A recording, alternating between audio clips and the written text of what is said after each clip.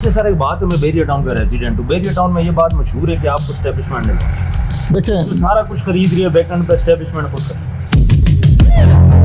कि ये कितना अरसा हो गया आप ये जो प्रॉपर्टी के शोबे से मुंसलिक है, कितना टाइम हो गया आपको? तो ये बताएं कि इस टाइम तक आप टोटल कितनी प्रॉपर्टीज बैरिया की जो नीलाम ये खरीद चुके हैं? अभी हमने सुना है कि इस्लामाबाद के अंदर एक बहुत हलचल मची हुई है कि द मॉल ऑफ इस्लामाबाद नीलाम होने जा रहा है, तो क्या आप उसमें भी पार्टिसिपेट कर रहे हैं? मैंने ये मलिक साहब के बड़े प्रोफेशनल बिजनेसमैन रहे हैं इस मुल्क के अंदर, और जब इस मुल्क के अंदर बिजनेस करना उतना आसान नहीं है जितना नजर आता है। जी ऐसा ही। और मलिक साहब ने जीरो से लेके जब इस स्टेज तक पहुंचे तो बहुत सारी सीढ़ियां उन्होंने अबूर की हैं, बहुत सारी मुश्किलात देखी हैं, बहुत सारी चीजें देखी हैं और वो इस स्टेज तक पहुंचे हैं।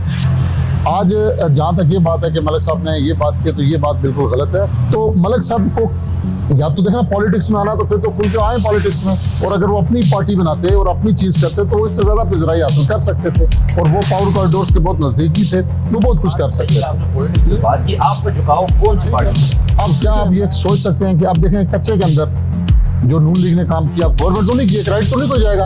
तो जब उन्होंने यहाँ से ड्रोन्स के जरिए कोई 70-80 मारे तो दूसरी गवर्नमेंट उनको वेलकम कर लिया, उन कच्चे के टाकों को सीने से रेड कारपेट इस्तेमाल कर दिया। अच्छा, बेरिया टाउन की थोड़ा सा बात करें तो बेरिया टाउन के रेजिडेंट ये बोल रहे हैं कि मुसव्वर अब्बासी साहब ने पूरा बेरिया। क्या पंजाब की अगर आज गवर्नमेंट में जो काम हो रहा है, फिर आप कहेंगे झुकाव वाली बात को छोड़ दें, क्या सिंध वालों में जो डकैतियां चोरियां जो कुछ हो रहा है सिंध के अंदर वो एस्टेब्लिशमेंट करवा रही है? पंजाब की गवर्नमेंट अगर तकनीकी काम कर रही है, क्राइम पे कंट्रोल कर रही है, तो क्या एस्टेब्लिशमेंट करवा रही है? आपने अभी जिक्र किया है कि मीडिया हाउसेज हैं हमारे, तो आपका एक चैनल है, अवामी हलकों में कहा जाता है कि आप जो है ना एक मखसूस जमात का एक बयानिया चलाते हैं। दुनिया की सुपर पावर का जो प्रेसिडेंट ट्रंप है वो एक नोबेल प्राइज के लिए रोया नहीं है बेचारा, तो पीछे छोड़ा नहीं ना। इस हद तक आप खुद देख लें तो ये इंसान की एक अपनी, हर इंसान की एक अपनी सोच होती है, एक वो होती है कि आपने ये प्रॉपर्टी खरीद कर मलिक रियाज से दुश्मनी लगी है। अच्छा, सीसीडी की हम लोग बात करें, मरीम नवाज का बड़ा अच्छा इनिशिएटिव है, बड़े अच्छे इकदाम कर रही है, डकैतों को भी पकड़ रही है, कुछ इनकाउंटर भी हो रहे हैं। आप सीसीडी के क्या से कुछ मरी के अंदर हम देख रहे हैं कि बहुत ज्यादा जो वहाँ के पुरानी रिहायशी थे, आपने देखा होगा बिल्डिंगें तोड़ी जा रही हैं, उनके साथ बड़े बड़े लोग वहाँ पे अपने बड़े परेशान हैं। तो इस हवाले से आप क्या कहते हैं? दोस्तों भाई अस्सलाम वालेकुम, मैं आपका मेज़बान राजा इमरान रफ़ीक और आप देख रहे हैं उस्मान ज़ेब यूट्यूब चैनल। आज हमारे साथ जो शख्सियत महवे गुफ्तगू हैं, जो हमारे मेहमान हैं, वो किसी तारफ के मोहताज नहीं। प्रॉपर्टी की दुनिया में उनका एक बहुत बड़ा नाम है पाकिस्तान के अंदर, और प्रॉपर्टी के हवाले से वो हर जगह जाने और पहचाने जाते हैं। और ख़ास तौर पे इन दिनों जब प्रॉपर्टी की सेल परचेज बैरिया के हवाले से हो रही है तो उनका नाम पूरे पाकिस्तान में गूंज रहा है। मेरी मिसाल है जनाब मुसव्वर अब्बासी साहब से। आए आप इनसे इनकी मुलाकात करवाते हैं और इनसे जानते हैं इनकी जिंदगी के अहवाल, कुछ प्रॉपर्टी के अहवाल और कुछ पाकिस्तान के हवाले से बातें। अस्सलाम वालेकुम। वालेकुम अस्सलाम जनाब। भाई साहब आप ठीक हैं? जी अल्लाह का शुक्र है। सबसे पहले तो हमें ये बताएं कि ये कितना अरसा हो गया आप ये जो प्रॉपर्टी के शोबे से मुंसलिक है, कितना टाइम हो गया आपको? ये तो वजन अल्हम्दुलिल्लाह कोई 20-21 साल हो गए इस शोबे से। अच्छा, लेकिन हमने अचानक देखा कि ये जो 2-3 साल हैं इसमें एकदम पाकिस्तान पूरे में आपका नाम फैला, और ख़ास तौर पे जब बैरिया को हम देखते हैं कि बैरिया की नीलामी का जिक्र आया तो आपको हर बंदे ने जानना शुरू किया। क्या इसके पीछे कोई ख़ास वजह थी या आप वैसे ही बैरिया के उसमें आए? इसमें कोई दूसरी राय नहीं है कि वजह शोहरत जो है, और यकदम क्योंकि हम इस शहर में जो लोग प्रॉपर्टी के काम से वाबस्ता हैं वो हमें जानते हैं, लेकिन यकदम जो एक हाइप है वो नो डाउट इसमें कोई दूसरी राय नहीं है कि वो जब हमने मेरे बैरिया टाउन मलिक रियाज साहब की प्रॉपर्टी जब नीलाम हुई तो वो ली, तो उसके बाद ये ज़्यादा मैं वो गुफ्तगू बना। तो मलिक साहब की एक अपनी शख्सियत है, और वो शख्सियत ऐसी है कि आप उसको डिनाई नहीं कर सकते। उसका 3 दहाइयों तक इस मुल्क के अंदर बड़े पावर कॉरिडोर्स के अंदर बड़ा रोल रहा है। तो ये सारा जो एक जो जिसे कहते हैं ना आप, एक बूम बना है, ये सिर्फ उनकी उस प्रॉपर्टी की वजह से बना है, और क्योंकि उनके साथ मुंसलिक थी, वरना तो उससे कई गुना ज़्यादा वॉल्यूम की प्रॉपर्टीज हमने खरीदी हैं, बेची हैं, और उससे कई गुना ज़्यादा बड़े काम किए हैं। तो वो कहीं सिंगल कॉलम खबर भी नहीं लगती है। तो ये जो है ये सिर्फ उनकी एक बैरियर टाउन की ही वजह से जो है ना, उनके जो मलिक साहब की नो डाउट एक अपनी शख्सियत है, अपनी पर्सनैलिटी, ये उसी की बदौलत है। भाई साहब मुझे ये बताएं कि इस टाइम तक आप टोटल कितनी प्रॉपर्टीज बैरिया की जो नीलाम हुई है खरीद चुके हैं? देखिए मैंने सिर्फ उनकी 2 प्रॉपर्टीज खरीदी हैं और उनकी टोटल तकरीबन कई प्रॉपर्टी जो नीलाम हो चुकी हैं इस वक्त तो काफ़ी सारी हैं। उसमें कई जगह हैं उनकी, कई 100 कनाल जगह हैं और वो सारी उनकी हो रही है। जैसे आपने देखा बहुत सारी और भी जगहों की नीलाम हो रही है। कराची में उनका आइकन टावर जो है वो प्लाज हुआ है और बहुत सारी चीज़ें जो है ना उनकी प्लाज हुई हैं। तो मैंने सिर्फ 2 ही खरीदी हैं। इसके अलावा जो है वो बहुत सारी प्रॉपर्टीज उनकी डिफरेंट लोगों ने खरीदी हैं जिनका कहीं नामो निशान भी नहीं और किसी में कहीं उनका जिक्र भी नहीं आता। अभी हमने सुना है कि इस्लामाबाद के अंदर एक बहुत हलचल मची हुई है कि द मॉल ऑफ इस्लामाबाद नीलाम होने जा रहा है, तो क्या आप उसमें भी पार्टिसिपेट कर रहे हैं? देखिए मैंने ये बात पहले भी की और अभी दोबारा भी करूंगा कि हर वो प्रॉपर्टी जो पब्लिक प्रॉपर्टी बन चुकी है, जो सेल हो चुकी है, ठीक है, बेशक उसका टाइटल बैरियर टाउन के नाम पर, इस तरह तो कल फिर बैरियर टाउन के जितने बड़ा शहर है तो हर शहर जो उसका लाठी है बेचारा वो परेशान होगा। आप उसको तकलीफ में न मत डालें। जो मलिक साहब की या किसी भी चीज़ की जो बैरियर टाउन की ऐसी प्रॉपर्टीज हैं जिसमें पब्लिक इंटरेस्ट नहीं है, जो पब्लिक ने परचेज नहीं किया, आप वो करें। अब मॉल ऑफ इस्लामाबाद तो 95% बिका हुआ है और उसमें लोगों की इन्वेस्टमेंट है, तो वो कि उसका टाइटल जो है वो बैरियर टाउन के नाम पर है, लेकिन उन लोगों का क्या कसूर है जिन लोगों ने वहाँ पे इन्वेस्टमेंट की, जिन लोगों ने वहाँ पे उसको परचेज किया, वो लोग कहाँ स्टैंड करेंगे, वो कहाँ जाएंगे। तो इस हवाले से मेरा ये बड़ा क्लियर मौक़िफ़ है कि ऐसी कोई भी प्रॉपर्टी किसी भी बिल्डर की हो जिसमें पब्लिक की इंटरेस्ट हो, तो सबसे पहले पब्लिक का ख्याल रखना चाहिए, उसके बाद फिर जो बाकी चीज़ें हैं उसको जो है ना मद्देनजर रखेंगे कि क्या होता है। और मेरा उसमें किसी भी किस्म की शिरकत का कोई इरादा नहीं। अच्छा, हमें ये मालूमात मिली कि मलिक साहब के हवाले से बात चल रही है कि जी जिसने मेरी नीलामी हुई प्रॉपर्टी को ख़रीदा है मैं उसके ख़िलाफ़ केसेस भी करूँगा और उसको मैं देख भी लूँगा। क्या ये बात हकीकत में मबनी है या ये सिर्फ क्या सराइयाँ हैं? देखें, जहाँ तक मलिक साहब की बात है, मलिक साहब के बड़े प्रोफेशनल बिजनेसमैन रहे हैं इस मुल्क के अंदर, और जब इस मुल्क के अंदर बिजनेस करना उतना आसान नहीं है जितना नज़र आता है। जी ऐसा ही। और मलिक साहब ने ज़ीरो से लेके जब इस स्टेज तक पहुँचे तो बहुत सारी सीढ़ियाँ उन्होंने अबूर की हैं, बहुत सारी मुश्किलात देखी हैं, बहुत सारी चीज़ें देखी हैं और वो इस स्टेज तक पहुँचे हैं। आज जहाँ तक ये बात है कि मलिक साहब ने ये बात की, तो ये बात बिल्कुल गलत है। किसी भी जगह पर कहीं पर भी कहीं किसी भी सूरत में किसी भी तरफ से मलिक साहब की तरफ से हमें ना कोई थ्रेट आया, ना हमें कोई धमकी आई, ना हमें कोई ऐसी बात है। तो ये बात जो उनके खिलाफ प्रोपेगेंडा किया जा रहा है कि जी वो कह रहे हैं कि मैं देख लूंगा, मैं ये कर लूंगा, ये बिल्कुल गलत है। लोगों की क्या ये एक गलत जो है कंसेप्शन है। मलिक साहब की तरफ से ऐसी कोई बात भी कहीं भी सामने नहीं आई। बाकी जहाँ तक लीगल फोरम की बात है, देखिए वो मलिक साहब का राइट है, वो हर फोरम पे जाके अपनी फाइट करें। सुप्रीम कोर्ट में वो गए हुए हैं, कल को अगर सुप्रीम कोर्ट मलिक साहब के हक में फैसला दे देती है तो हम उसका एहतराम करेंगे। ठीक हो गया। अच्छा, मैं एक सवाल और आपसे जानना चाहता हूँ। हमने उनके कुछ टीवी शोज में भी सुना, मलिक साहब कहा करते थे कि मैं फाइल को पहिए लगा देता हूँ। तो मैं आपसे ये जानना चाह रहा हूँ, क्योंकि आप भी प्रॉपर्टी के खुद ताइकून हैं, तो मैं इस हवाले से आपसे ये सवाल कर रहा हूँ, क्या वजह हुई कि इस बार मलिक साहब फैसला करने में कमजोर रहे कि वो वक्त के मुताबिक फैसला नहीं कर पाए? देखिए ना, गवर्नमेंट्स आती जाती हैं, सियासतदान अपना काम चलाते रहते हैं, उनको लाखों लोगों का सोचना चाहिए था, लेकिन हम ये देख रहे हैं कि उन्होंने नहीं सोचा और एक फर्द वाहिद के लिए उन्होंने पूरा बैरियर टाउन दाव पे लगा दिया। क्या ये बात मेरी गलत है या सही है? देखें, इंसान जो है वो गलती का पुतला है, खता का पुतला। खता होती है, इंसान से भी होती है, इदारों से भी हो जाती है, हुकूमतों से भी हो जाती है। ये नहीं कि इंसान से गलती नहीं होती। देखें, हुकूमत के अंदर भी बैठे हुए हुकूमत को चला रहे हैं, वो भी इंसान ही हैं। इसी तरह रियासती इदारों के अंदर भी इंसान है, मलिक साहब भी खुद एक इंसान है, हम सब इंसान है, तो गलती हो जाती है। लेकिन जब इंसान से गलती सरजद हो जाए तो उसका सबसे बड़ा हल ये होता है कि इंसान उसको जो है वो रुजू करे और उसके हल की तरफ जाए, उस पर डट ना जाए। गलती करके डट जाना ये शैतान की सिफ़त है, और गलती करके उसके ऊपर तौबा तायब करके उसको जो करना वो जो है वो इंसान की सिफ़त है। तो मेरे नज़दीक देखें, मलिक साहब को मलिक रियाज इस पाकिस्तान ने बनाया। मैं आज मुसव्विर अब्बासी हूं तो मुझे आज पाकिस्तान की वजह से, चाहे इसके सिस्टम में गलतियां हैं, चाहे इसका सिस्टम में कुछ भी है, लेकिन हमें नाम किसने दिया? हमें आज किसने बनाया? पाकिस्तान ने बनाया। आप क्या ख्याल है, अगर हम अपनी बाहर किसी मुल्क में बनते हो फिर बना तो पाकिस्तान है ना। तो इस पाकिस्तान में जहाँ लाखों लोगों का रोजगार मलिक साहब के साथ लगा हुआ है, हजारों लोगों की इन्वेस्टमेंट्स हैं, बल्कि लाखों की कही जाए तो कमी नहीं है, तो मलिक साहब को या तो देखना पॉलिटिक्स में आना तो फिर तो खुल के आए पॉलिटिक्स में, और अगर वो अपनी पार्टी बनाते और अपनी चीज करते तो वो इससे ज्यादा पिजराई हासिल कर सकते थे, और वो पावर कॉरिडोर्स के बहुत नजदीक भी थे, वो बहुत कुछ कर सकते थे। लेकिन मैं नहीं समझता कि मलिक साहब ने इस वक्त आके ऐसा क्यों किया, और शायद इंसान जब एज के एक ऐसे हिस्से में, मतलब अब बीमार भी हैं, जी, उनकी जी। एज भी काफी, अल्लाह उनको सेहत दे, जी। और ऐसे हिस्से में है, तो जब लेगेसी आपकी मुंतकिल होती है तो उसमें भी बहुत सारी चीजें जो है वो Changes आते हैं। तब्दीली आती है। जी। तो बेहतर तो मैं यही समझता हूँ कि मलिक साहब आए, और मैं हुकूमत से भी इल्तिजा करूँगा, रियासती इदारों से भी इल्तिजा करूँगा, मलिक साहब से भी करूँगा कि मिल बैठ के इस मसले को हल करें।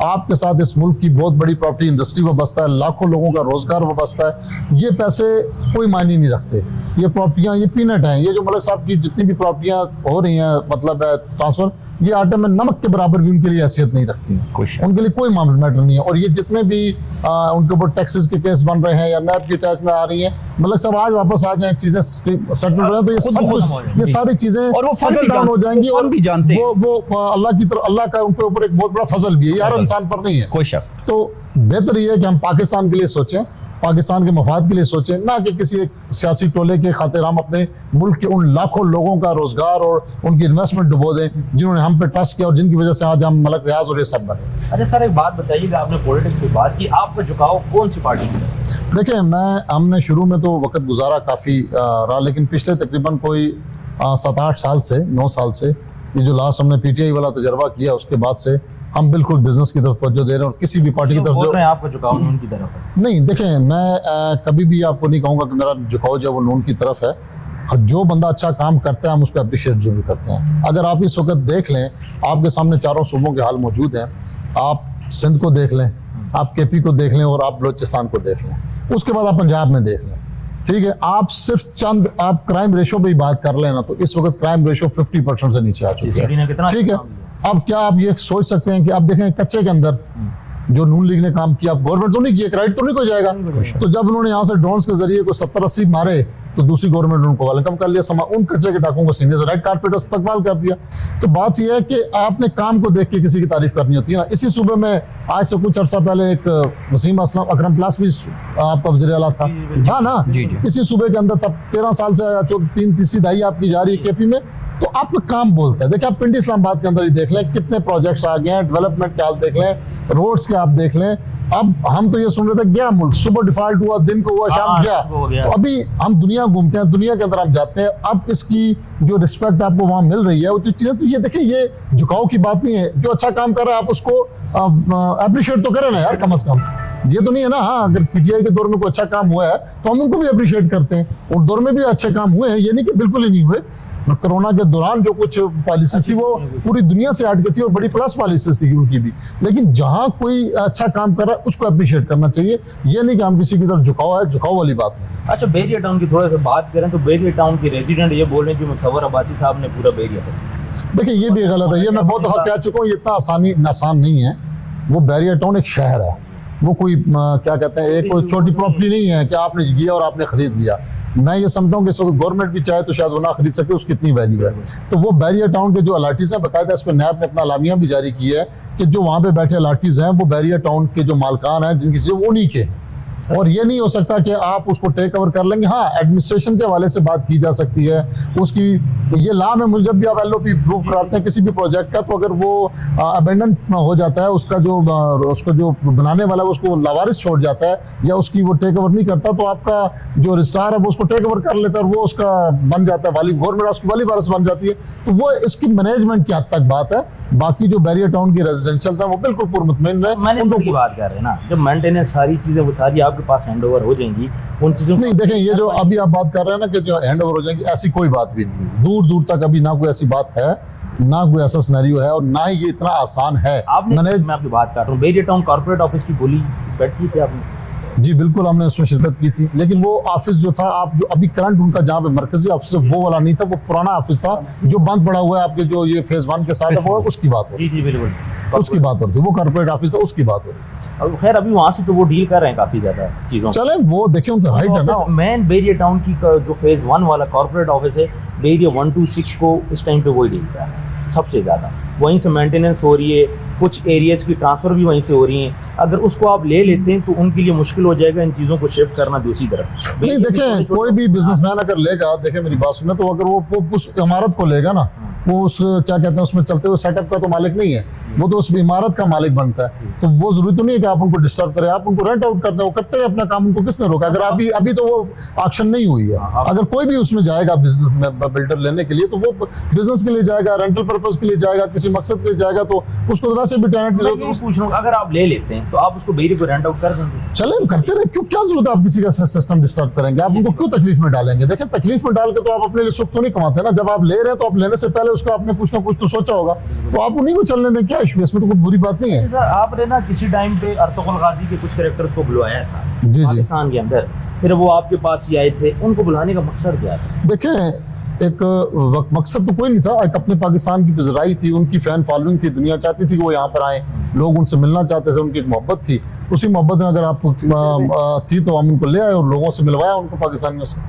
अच्छा, हम थोड़ा सा जब आपके बारे में रिसर्च कर रहे थे, पता चला रात की तारीकी में आप कुछ लोगों की मदद करते हैं। तो सर पर्सनल बात है, तो दिन को जाएं, कैमरे आपके पास हैं, लेके जाएं, थोड़ी सी प्रमोशन। देखिए, ये इंसान जो है ना, देखा नहीं बात है, इंसान जो है ना बड़ा गुनहगार है, और हर वक्त उसको जो है ना वो अल्लाह से अपने गुनाहों पे जो है ना पर्दे की ही बात करनी चाहिए।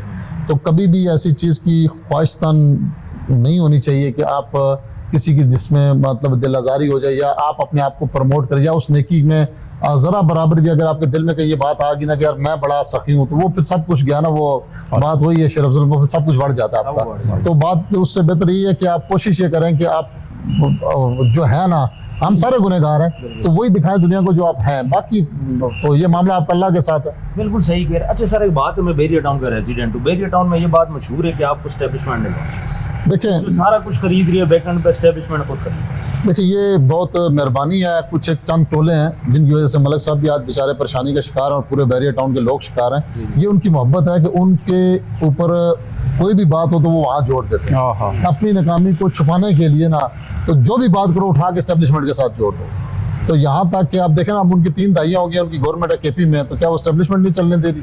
क्या उनके डेवलपमेंट के काम एस्टेब्लिशमेंट में नहीं होने दे रहे? क्या पंजाब की अगर आज गवर्नमेंट में जो काम हो रहा है, फिर आप कहेंगे झुकाव वाली बात को छोड़ दें? क्या सिंध वालों में जो डकैतियाँ, चोरियाँ, जो कुछ हो रहा है सिंध के अंदर, वो एस्टेब्लिशमेंट करवा रही है? पंजाब की गवर्नमेंट अगर तरक्याती काम कर रही है, क्राइम पे कंट्रोल कर रही है, तो क्या ये एस्टेब्लिशमेंट करवा रही है? ठीक है, अब वफाक की गवर्नमेंट जो कुछ कर रही है, ये सारे जो अपने काम कर रहे हैं, तो देखें, हर चीज़ को नथी करना आजकल डिजिटल मीडिया का दौर है, कुछ भी आप कह सकते हैं, लेकिन ऐसा नहीं होता।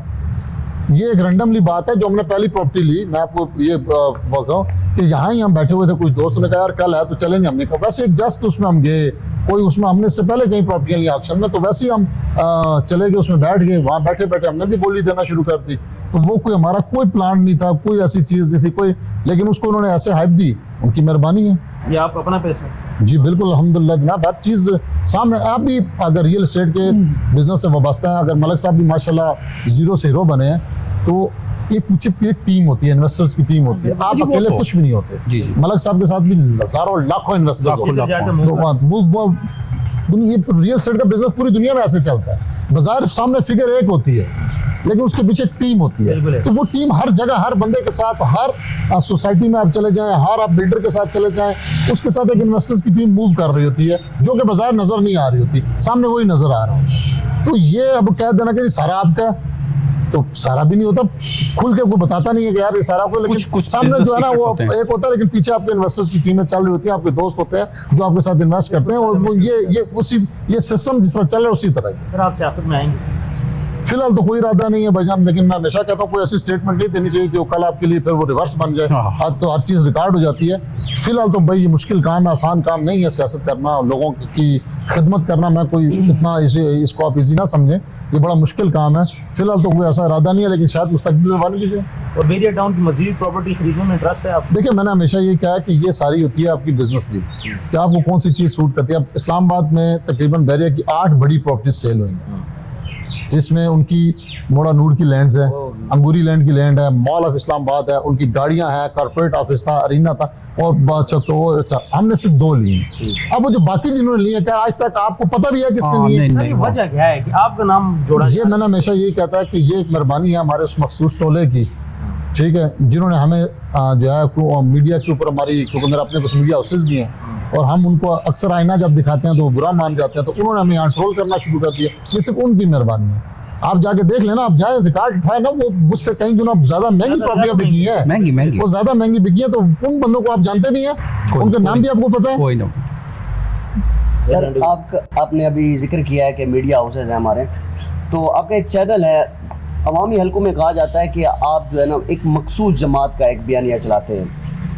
नहीं, आप आ जाए, आप भी बैठे, आप जो बात करेंगे हम तो, मैं तो सराम खुल्ला पीटीआई वालों को भी कहता हूँ। शुरू में अगर आप देखें तो मेरे चैनल्स के अंदर 70% जो है वो पीटीआई के लोग थे। जो फिर देखें, बात ये होती है कि आपने एक चीज दलील से साबित करनी होती है। हमने एक प्लेटफॉर्म दिया ना, आप कहते हैं मैं जो कहता हूँ वो ठीक है, तो घर बैठ के तो कहना, हम ख्यालों में बैठ के कहना तो ठीक है, लेकिन उसको दलील से साबित करना, आर्गूमेंट्स करना, उसके लिए हमने जब प्लेटफॉर्म दिया तो आहिस्ता आहिस्ता तुमको तकलीफ होना शुरू होगी। जब आप 4 बंदों में बैठ के अपना जो आर्गूमेंट है वो मनवाना होता है ना, कि यार मेरा आर्गूमेंट ठीक है, मैं ये कह रहा हूँ, मेरी ये दलील है, तो मेरे पास तो 70% से ज्यादा लोग जो है वो क्या कहते हैं, पीटीआई के लोग थे।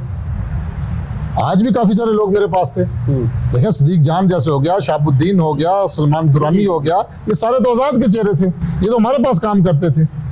आज भी उनके काफी सारे लोग हमारे साथ मुंसलिक है। ये बात नहीं है, बात यह है कि जब आपका बयानिया, देखें मैं इसको और तरीके से लेता हूँ, पीटीआई के दौर में ARY कहाँ पे था और जियो कहाँ पे था? सही बात। ARY बहुत ऊपर था। क्यों था? ऐसे ही है कि उस पर छाप लग गई थी कि यार ये तो इनकी बातें चलाता है। जियो उनके खिलाफ बात करता था, तो उसको वो कहते थे यार ये तो बिल्कुल। आज जियो कहाँ है और ARY कहाँ है? सही बात। देखिए, ये मतलब है, आप उस चीजों को आप मद्देनजर रखें कि जिस भी, जब आपको किसी को भी आप आईना दिखाने की कोशिश करेंगे, उसको उसकी हकीकत बताएंगे, तो वो आपको ट्रोल करेगा। फ्यूचर में आप मेन स्ट्रीम मीडिया में जाना चाहेंगे कोई इस तरह? देखिए, फ्यूचर जो है ना वो डिजिटल मीडिया का मेरे भाई। अच्छा, सर, मतलब अब देखें, इतने भी बड़े चैनल। एक वक्त था कि आप अखबार का दौर था। सही बात। ढूंढने से सुबह हम बचपन में, अगर आपको एक सर्टन टाइम होता था, अगर वो घंटे डेढ़ के अंदर अगर आपने अखबार नहीं उठाई तो फिर आपको पूरा दिन अखबार नहीं मिलती थी। नहीं मिलते थे। ठीक है, वो एक दौर था। हम शुरू में आज से 20-21 साल पहले जब रियल एस्टेट का, तो छोटे छोटे ऐड ढूंढने पड़ते थे अखबारों से, संडे के अखबार से, यार ये देखें गाड़ी कहाँ पे है, प्लॉट कहाँ पे है, किधर क्या है, वहां से नंबर निकाले जाते थे, राब्ते किए जाते थे। आज अखबार का क्या हाल है? आप और मेरे ख्याल से हम पकौड़े भी नहीं रखते, पढ़ते ही नहीं है। नहीं सारी चीजें क्यों? उसकी जगह ली सैटेलाइट चैनल्स हैं आगे। अब दौर जो है, आपके घरों में सब में टीवी लगे हुए हैं, आप कितना सैटेलाइट देखें? कोई नहीं। तमाम सैटेलाइट किस पर आ गए हैं? डिजिटल। तो आने वाला दौर में आप इसे देखेंगे कि जैसे सैटेलाइट का हाल भी यही होना है जैसे न्यूज़पेपर्स का होगा। सही तो बात। आने वाला सारा दौर जो है वो सैटेलाइट का, अब तो और आगे चीजें जा रही है, AI आ रही है, बहुत दुनिया आगे चली गई है। तो मेन स्ट्रीम जो है वो आने वाले दौर में यही है। आप फ्यूचर में अपने आप को कहाँ पर देख रहे हैं, और कोई आपका एक ऐसा ख्वाब जो आपने पूरा करना हो कि ये करना है मैंने? देखें, बात ये भाईजान, इंसान के ख्वाब तो कब्र की, वो नबी पाक सल्लल्लाहु अलैहि वसल्लम का फरमाना कि इंसान की पेट ख्वाहिशात जो है ना वो कब्र की मट्टी पूरी कर सकती है। बाकी तो दुनिया में तो कोई इंसान की लिमिट और गोल जो है ना, वो जब एक गोल को अचीव करता है तो दूसरा दूसरे को करता है। ये एक फितरतन तबतन इंसान के अंदर मौजूद है, वो लालच करता है। और हर तरफ जो आप देखें ना, पाकिस्तान दुनिया की सुपर पावर का जो प्रेसिडेंट ट्रंप है, वो एक नोबेल प्राइज के लिए रोया नहीं है बेचारा, तो पीछे छोड़ा नहीं है ना। इस हद तक आप खुद देख लें तो ये इंसान की एक अपनी, हर इंसान की एक अपनी सोच होती है, एक वो होती है। इसमें ये कहना कि जी आपको गोल है, गोल कभी भी अचीव नहीं होते इस दुनिया में। ठीक है, क्योंकि हमारे नबी ने फरमा दिया कि इंसान की पेट की जो हवस है ना वो कब्र की मिट्टी भर सकती है और कोई भी नहीं। बाकी कोशिश है, मैंने तो मिडिल क्लास से उठे हैं, कोशिश यही है कि हमारे हाथों किसी के साथ चीट ना हो। बाकी हाँ, जानबूझकर कोई गलती से कहीं गलती हो जाए, हो तो वह अल्लाह पाक हमें उसकी इजाला करने की तौफीक दे। हम किसी के साथ चीट ना करें, किसी को धोखे में ना रखें, जो कमिट करें कोशिश उस पर पूरा उतरें और आगे बढ़ते चले जाएं। बाकी मंजिल तो अल्लाह के हाथ में। मेरे एक दोस्त का सवाल है, जब मैं यहाँ पे आ रहा था आपके पास, तो उन्होंने कहा कि उनसे ये सवाल कीजिएगा कि आपने ये प्रॉपर्टी खरीद कर मलिक रियाज से दुश्मनी ली है, क्या कहते हैं? ये अक्सर मुझसे लोग ये पूछते हैं कि जी दुश्मनी ली है, ये बिल्कुल ऐसा नहीं है। कभी कुछ मैंने आपको पहले बताया कि मलिक साहब भी कारोबारी आदमी है और मैं खुद बजाते खुद मलिक साहब का बड़ा एहतराम हूँ। मेरी कभी उनसे ना पाकिस्तान में मुलाकात है, ना मेरा कभी मैंने उनके साथ बिजनेस किया, ना मेरी उनसे कोई रब्ता है। लेकिन अगर कल को मामलात और हालात ठीक हो जाते हैं और मलिक साहब पाकिस्तान आ जाते हैं और उनको इन चीज़ों की ज़रूरत होती है, तो मैं बिल्कुल फ़ख्र से कहूँगा कि मलिक साहब आप ले लें, आपके इस मुल्क पे, इस कौम पे बहुत बड़े एहसानात। माशाअल्लाह, बहुत बड़ा पान। ये मैं ये समझता हूँ कि अच्छे दोस्त वो होते हैं जो मुश्किल वक्त में खड़े होते हैं। तो मेरे नज़दीक तो ये है कि मलिक साहब की समझें कि ये चीज़ें जो है ये कोई ऐसी बात नहीं है कि हम बिजनेसमैन लोग हैं, वो भी बिजनेसमैन है और वो भी हमारी तरह जीरो से ऊपर के हैं, हर चीज़ को समझते हैं। तो मैं नहीं समझता कि कोई दुश्मनी वाली बात है। बल्कि देखें ना, अब मैं यहाँ पर अगर ये कहूँ, कहाँ वो चेहरे जिन्होंने खरबों रुपया मलिक साहब से अरबों रुपया कमाया, क्या आज उनका हक नहीं बनता था कि वो मलिक साहब की प्रॉपर्टियों को ले लेते? हाँ, स्टैंड करते हैं। सही कह रहे हैं। सिर्फ एक मैं 4-5 नाम अगर पिंडी इस्लामाबाद के ले लूँ, वो तो बोलियों में आते नहीं हैं। देखें ना, अगर किसी दोस्त की मुश्किल वक्त में कोई चीज़ नीलाम हो रही है तो आप ले लो ना यार, बाद में उसको दे देना उसको। हमने तो मलिक साहब से 1 रुपया नहीं कमाया, ना हमने कभी बिजनेस किया। वो चेहरे कहाँ हैं जिन्होंने अरबों रुपया कमाया है या नहीं, आप खुद बताएं। वो अच्छे टाइम के साथ हैं। देखे ना, अच्छे टाइम पे तो सारे साथ होते हैं, तो बुरे वक्तों में होना यार, ले लेना। कौन सा अब जिसने कुछ नहीं कमाया कभी, हमने उनको जिन्होंने बिलियन ऑफ रुपीस कमाए हैं मलिक साहब से, वो चेहरे किधर हैं? अच्छा सर, एक बात बताइएगा, आप ट्रैवलिंग बहुत ज़्यादा करते हैं आप? जी, ये बेसिकली मैं ट्रैवलिंग मेरी हॉबी है, शौक है, बस निकल जाते हैं हम कहीं ना कहीं घूमने के लिए, कोशिश होती है। दोस्तों यारों के साथ मिलकर? अक्सर दोस्तों के साथ, फैमिली के साथ भी, कभी कभी अकेले भी निकल जाते हैं। अच्छा, तो आपके बच्चे भी मीडिया की तरफ या सियासत की तरफ? अब भी तो स्टडी में छोटे हैं, पढ़ रहे हैं, देखें इंशाल्लाह आगे वक्त है, वो तो उनकी अपनी है। ये बहुत बड़ी अल्लाह की नेमत होती है कि जो आपकी लेगेसी है वो एज इट इज़ मुंतकिल हो जाए, वरना होता बहुत कम है। बहुत कम। ये आजमाइश जो है नबियों पर भी आई है, बड़े लोगों पर भी आई है, कोई शक तो ये बहुत कम होता है कि आप जो सोच रहे हैं आपकी औलाद भी उस पर चले। अच्छा, सीसीडी की हम लोग बात करें, मरीम नवाज का बड़ा अच्छा इनिशिएटिव है, बड़े अच्छे इकदाम कर रही है, डकैतों को भी पकड़ रही है, कुछ इनकाउंटर भी हो रहे हैं। आप सीसीडी के क्याम से खुश हैं? देखिए, हमारे मुल्क के अंदर ना जो जुडिशरी सिस्टम है, चूँकि मैं खुद वकील हूँ, वो गलत नहीं है, लेकिन उसके अंदर इतने लूप होल्स हैं कि मुल्ज़म जो है ना हमेशा बच जाता है। ऐसे यानी कि जुर्म को साबित करना ना, मैं खुद वकील हूँ ना, इतना ईजी नहीं है। आप सुप्रीम कोर्ट के? नहीं, मैं इस्लामाबाद हाई कोर्ट का हूँ। तो बहुत ही मुश्किल है कि आप किसी जुर्म को साबित कर सकें, उसमें बहुत लंबा एक प्रोसेस है। अगर एक किसी के घर पे चोरी या डकैती हो जाती है तो वो 3 साल बेचारा अदालतों के चक्कर लगा कहता है यार जो गया वही काफ़ी है, मजीद ना जाए मुझसे। फिर वकील की फीसें, फिर देखे ना पूरा दिन अदालतों में जलील। वो सिस्टम ऐसा कि वो सारा बेनिफिट दे देता है मुलजमों को। मावराए कत्ल जो है वो तो हम कभी भी किसी भी जगह पर बैठ के कह नहीं सकते कि भाई ठीक है, लेकिन देखें जो सीसीडी का क़याम है, मैं उसको इसलिए बेहतर समझता हूँ कि क्रिमिनल्स को कंट्रोल करने के लिए बहुत अच्छा इक़दाम कर भी दिया और कर भी रही है। आपके सामने आप देख लें। नंबर जो है इस टाइम काम हो देखें, पंजाब के अंदर जो रेशो थी मर्डर की वो कितनी थी? पंजाब के अंदर मंथली गाड़ियों वो 50% नीचे आ गई, और अब जो डीवेपनाइजेशन का काम शुरू हुआ है, ये और चीज़ें बहुत बेहतरी की तरफ जाएंगी। अच्छा सर, सुहेल चट्टा साहब ने ये बात बोली थी कि 15 दिन के अंदर जिसके पास भी असला जिसके पास ये जमा करवा दे, 15 दिन का उन्हें टाइम दिए, 5 दिन गुजर भी गए। अभी कल इलेक्शन हुआ था वकला बाहर का, पूरे पाकिस्तान में हुआ तकरीबन, उसके अंदर में मैं आपको एक वीडियो दिखाना चाह रहा हूँ। जी, फायरिंग हुई है, मैंने देखी है। जो ये क्या ये लड़की ये वकला कानून से बालातर है? देखें, कोई भी कानून से बालातर नहीं है।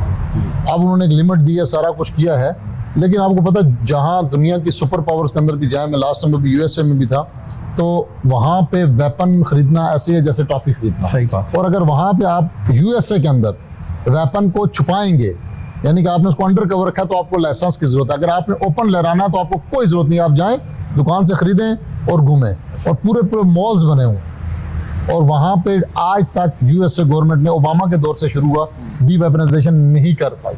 इसके ऊपर बहुत ज़्यादा रेजिस्टेंस आई। मसला असला नहीं है, मसला कौम की तरबियत है, लेकिन हमारे यहाँ मिस यूज़ ऑफ जो आर्म्स है वो बहुत ज़्यादा है।